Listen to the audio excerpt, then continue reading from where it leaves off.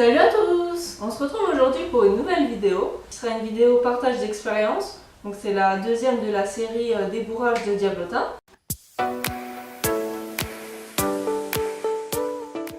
Donc avant de commencer, on va revenir un petit peu sur le principe des vidéos partage d'expérience. Donc je tiens à vous rappeler que c'est en aucun cas une leçon, je prétends absolument pas être une professionnelle. Je vous partage juste mon expérience avec la méthode que j'ai utilisée. Bien sûr, c'est comme dans tout, il existe un grand panel de méthodes. Voilà, là, c'en est qu'une. C'est celle que j'ai utilisée, donc je vais vous expliquer un petit peu pourquoi je l'ai choisie, ce que j'en retire comme bilan, etc. Donc premier point sur lequel je voulais revenir, c'est le temps. Ce qu'on voit avec notamment l'équitation dite éthologique, des débourrages entre guillemets express, sur un jour, 2 jours, etc. Moi c'est vrai que j'ai pas du tout choisi ce genre de débourrage. Après c'est pas pour critiquer ceux qui le font. Moi je préfère prendre mon temps, aller au rythme du cheval, à mon rythme à moi, et pour qu'il puisse bien réfléchir, bien assimiler. C'est quelque chose qui me correspond plus, donc c'est pour ça que j'ai choisi un débourrage plutôt long. Ce qui permet aussi au cheval d'assimiler pas trop de nouveautés à la fois, 1 à 2 nouveautés par séance, pour revenir sur la nouveauté de la séance précédente la fois suivante, voir un petit peu les progrès, etc. Du coup, le débourrage de diablotin, il a pris environ un mois et demi, donc j'ai commencé mi-mai, donc quand j'ai fini l'éducation de sol. Donc je vous mets en barre d'infos le lien de cette vidéo partage d'expérience que j'avais fait il n'y a pas longtemps. On a donc commencé mi-mai, pour finir tout début juillet, j'ai arrêté le débourrage, donc ça va être monté aux 3 allures, etc. Et je l'ai mis au repos un petit peu pendant 2 semaines. Donc je ne vais pas revenir sur la mise au repos après le débourrage. Donc ça sera dans la vidéo qui portera sur le débourrage, donc le travail monté à proprement parler. Maintenant, on va parler du pré-débourrage. Donc, qu'est-ce que c'est le pré-débourrage? C'est l'initiation au travail monté. En gros, c'est toute la partie du débourrage avant l'étape fatidique qui est de monter dessus. Donc, ça regroupe 2 pôles, on va dire. Donc, vous avez d'un côté tout ce qui est désensibilisation, c'est-à-dire le cheval va apprendre à accepter le matériel, à le porter, à évoluer avec, etc. Et tout ce qui est le pôle apprentissage des codes. Donc il va apprendre à répondre aux codes qu'on va utiliser par la suite dans le travail monté. Donc qu'est-ce que je cherche à obtenir à la fin de ce pré-débourrage? Donc 2 choses. D'une part, et c'est le résultat de la désensibilisation et l'acceptation du matériel. Donc sur le dos, le fait d'avoir quelque chose qui serre, donc une sangle notamment, et dans la bouche, donc le mort. Et d'autre part, on a tout ce qui découle de l'apprentissage des codes. Ça va être la mise en avant, le frein, et la direction. Et tout ça, bien sûr, aux 3 allures. Donc je reviendrai peut-être plus tard sur l'usage du mort pour le débourrage. Là, c'est pas trop le sujet de cette vidéo, donc peut-être que je ferai une vidéo à part sur ce sujet-là. Mais là, je vais pas en parler. Donc maintenant qu'on a un petit peu déblayé le terrain en ce qui concerne le pré-débourrage, qu'on a dit ce que c'était, les objectifs, etc., je vais passer à mon expérience avec diablotin. Donc je vais vous expliquer un petit peu comment ça s'est passé. Au fur et à mesure que je parle, donc je vous insérerai un petit peu des petits extraits vidéo pour que vous puissiez voir en pratique tout ce que je raconte, tout simplement.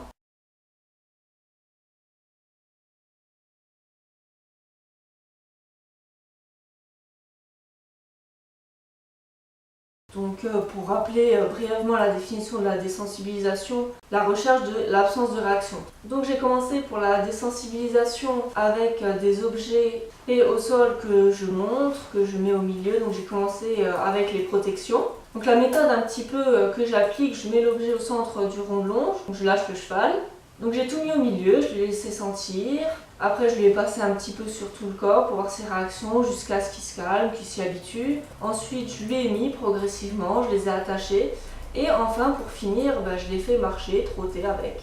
Et par la suite galoper. Donc après les protections, je suis passée à quelque chose pour préparer le sanglage. Donc j'ai choisi une sursangle élastique. Donc ce qui permet un sanglage assez doux, on a un petit peu de réglage. C'est pas quelque chose qui va serrer fort le cheval, c'est quelque chose qui se met sans tapis, sans amortisseur, sans rien. Donc j'ai commencé par ça. Donc ensuite j'ai pu enchaîner avec le surfait.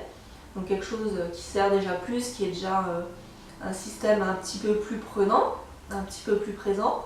Donc d'abord j'ai mis le surfait tout seul et après j'ai commencé à mettre un petit peu un tapis, une chemise, un imperméable, toujours dans l'idée d'avoir quelque chose sur le dos qui fait du bruit comme l'imperméable, qui vole, qui bouge un petit peu. Oui! Oh, trop! Oui! L'idée c'est aussi de le fixer au surfait pour que le cheval puisse se mouvoir avec, évoluer aux 3 allures et s'habituer à avoir quelque chose sur le dos, pas juste à l'arrêt.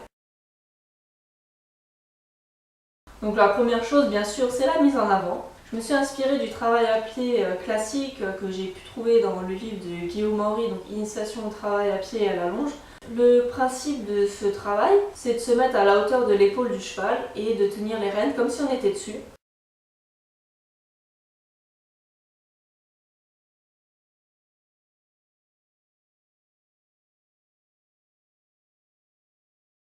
Donc j'aimais bien cette méthode parce que ça permettait vraiment de mettre le cavalier derrière le cheval, puisque quand on monte dessus, le cheval ne nous voit plus, on n'est plus dans son champ de vision, on est derrière lui.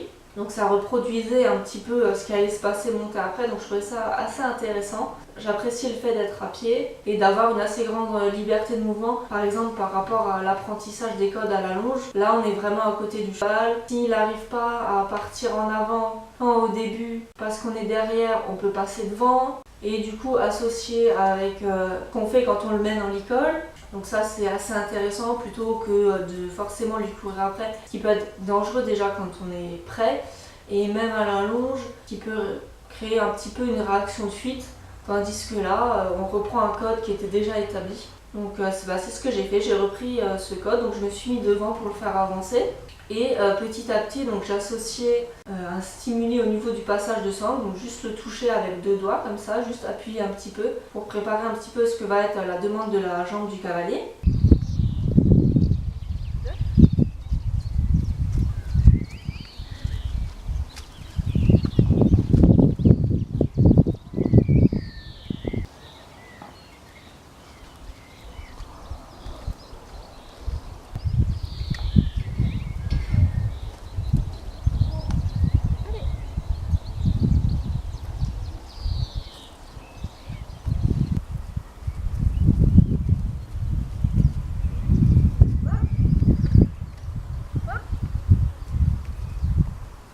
Donc il a assez vite compris, ça marchait très très bien. Donc j'ai fait ça aux 3 allures.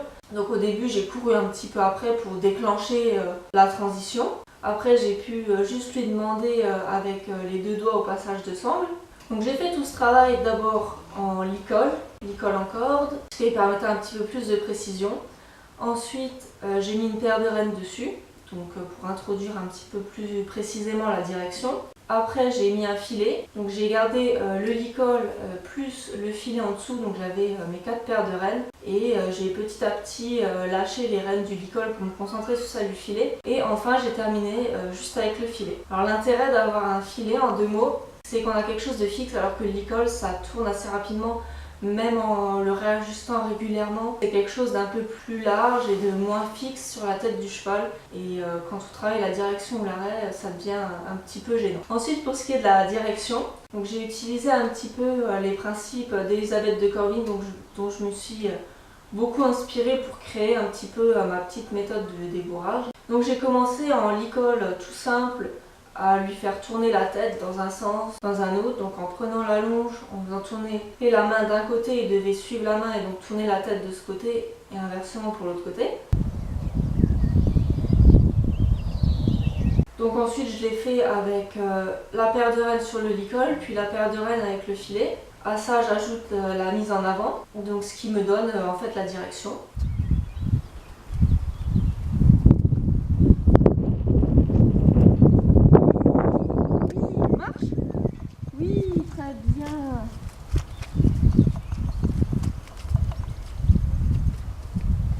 C'est quelque chose qu'il a super vite assimilé, tournait très très bien, parfois il testait un peu, parfois il était un petit peu têtu, mais ça a été compris assez vite. Et donc pour l'arrêt enfin, donc c'était bien pratique parce que du coup quand on arrête un cheval à la longe, souvent on ferme ses doigts sur la longe, Donc avec le filet, j'ai repris tout simplement ce code où je fermais mes doigts par intermittence et il a assez vite compris aussi.